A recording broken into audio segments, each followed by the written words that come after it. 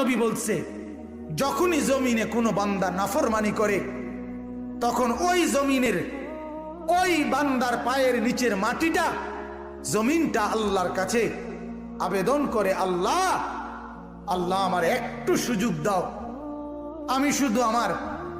আমি একটা শুধু গড় দেমু, আমার নিচের মাটিটা উপরে উঠামু, উপরের মাটি নিচে নামামু, শুধু ওই লোকটা যেরকম বিছনায় এপাশ ওপাশ করে আমি আমার জমিনটাকে একটু এপাশ ওপাশ করমু, আমার নিচের মাটি তুলবো, উপরের মাটি নিচে নামাবো, আল্লাহ এরে নিয়া আমি শুধু একটা উল্টানি দিতে চাই, তুমি আমার অনুমতি দাও।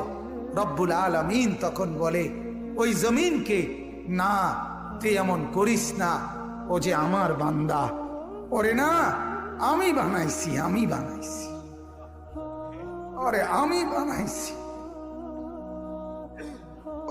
বানাইছি।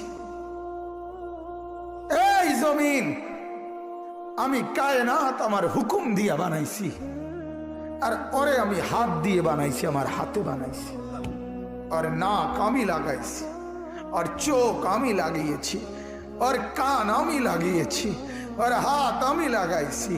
আরে আমি সেই মাওলা, যে মাওলা কুন বললে ফায়াকুন, যে মাওলা ভ বললে হয়ে যায়।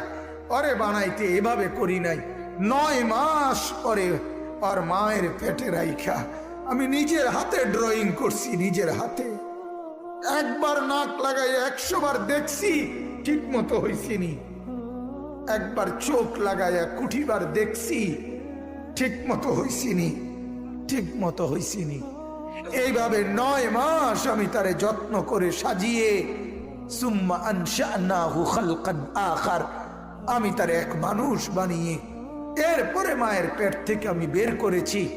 যাকে আমি এত যত্ন করে বানাইছি রে, তারে এত অল্পতে কেমনে মেরে ফেলি?